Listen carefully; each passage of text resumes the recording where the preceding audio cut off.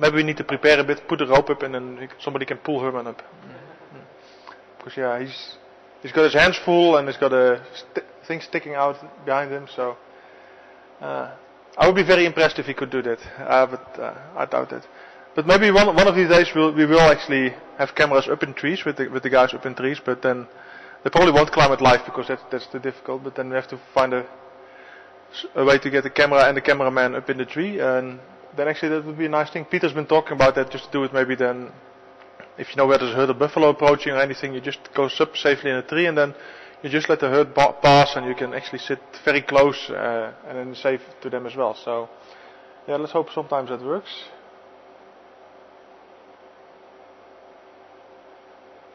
Some people here saying that they built tree houses when they were kids. Yeah, I did as well, and it's the greatest thing as a child to have a little tree house that you can pull up the ladder or whatever way you have to go in there, and then that's your place and nobody else can come there, and then let your imagination run wild. That's just yeah. I guess some of us never grow out of that. Tarzan and Jane for the ducks. Yeah, could be. I'm not sure whether it's a male and a female though. But I guess yeah.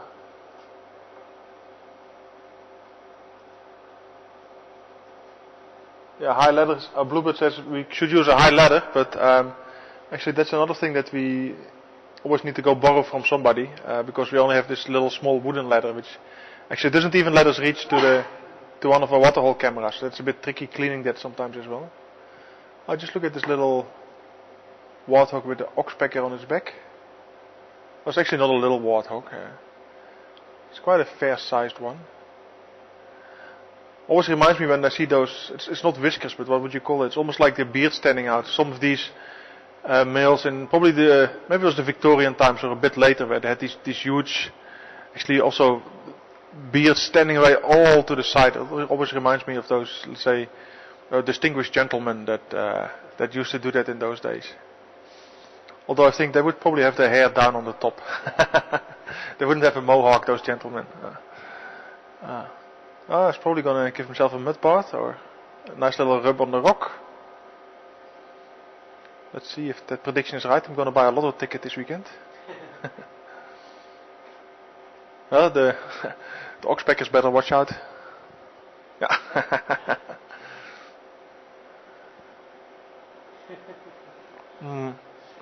There's nothing so good as scratching an itch.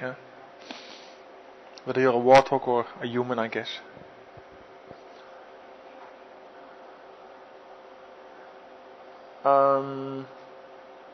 Yeah, so I think today we're a bit understaffed as the things. We hope Herman will be fine to go out this afternoon again, but we'll see, or maybe at least well enough to direct, and then I'll go out on camera. But yeah, there's something strange. He just didn't feel well, and well, sometimes that happens, I guess. Yeah, let's see what else can we chat about. See what else happened. You have any ideas, Simon, about your plans for the week, or? Yeah, to where.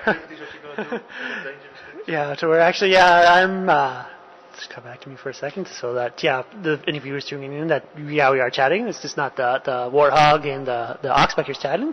But yeah, I'm been technically on leave, and I'll actually be leaving tomorrow.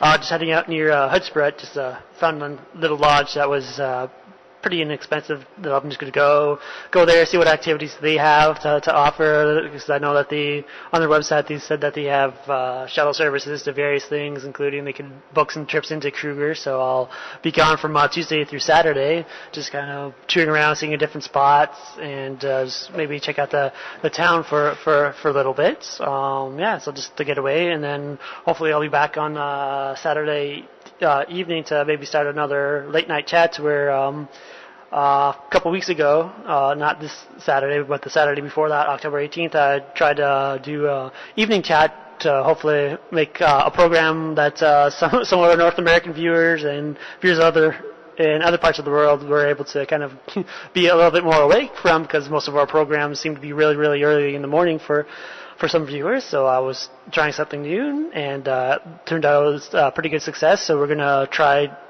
tried it becoming a regular thing. So every Saturdays we're going to try to have evening chat, and so next week if I'm back in time, it'll be around 8 p.m. Central African time, and we're going to try to see how that time works, because that's just shortly after the game drive, and from what Graham and Emily says, that's kind of when we have the most viewers watching, so we'll see how that goes. And then, from there on, we'll figure out the times from that. So, hopefully it'll all go well. Thank you. Bluebird is saying that you guys will miss me, but I need to get away and have a change of scenery. It'll be nice to kind of get away for a little bit. Of course, we'll miss everybody as well.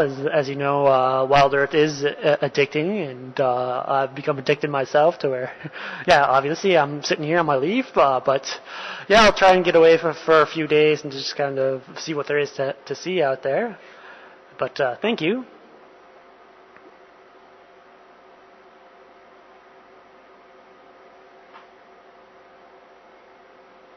All right, looks like we're getting a question in from Anna's just wondering about the mutton chop sideburns on the warthogs. Do they act as whiskers like on a cat?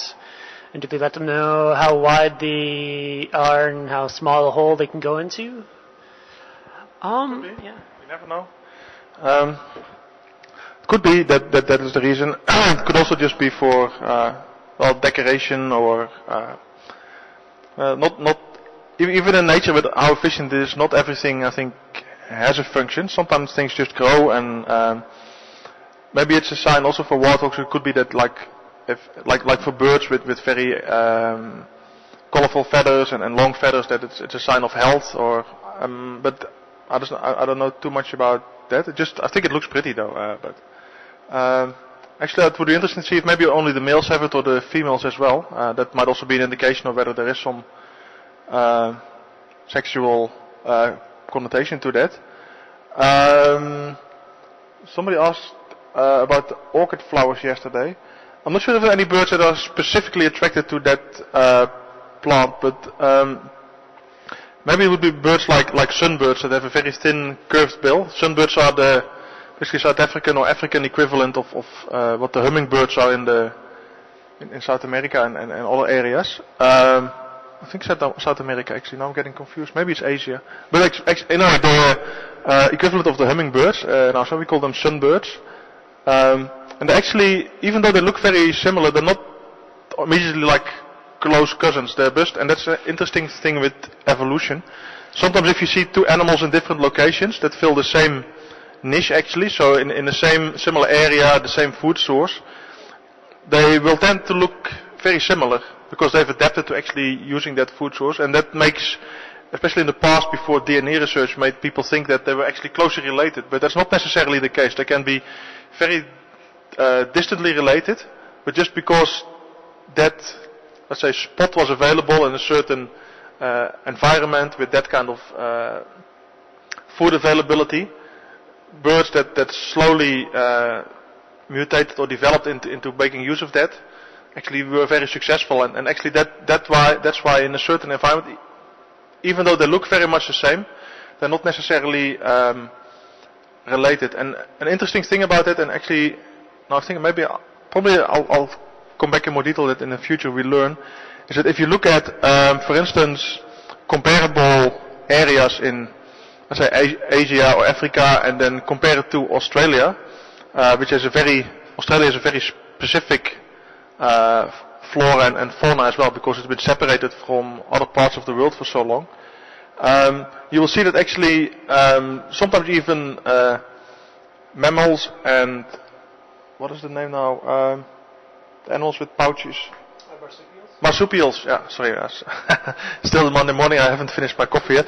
And marsupials, who of course are only distantly related, they feel the same in a similar environment. You will see that actually, despite one being a mammal, the other being a marsupial, they've developed actually look quite similar, with similar traits, and even like, for instance, there are marsupials with the spines just like the hedgehogs and the... my mind is going completely blank now.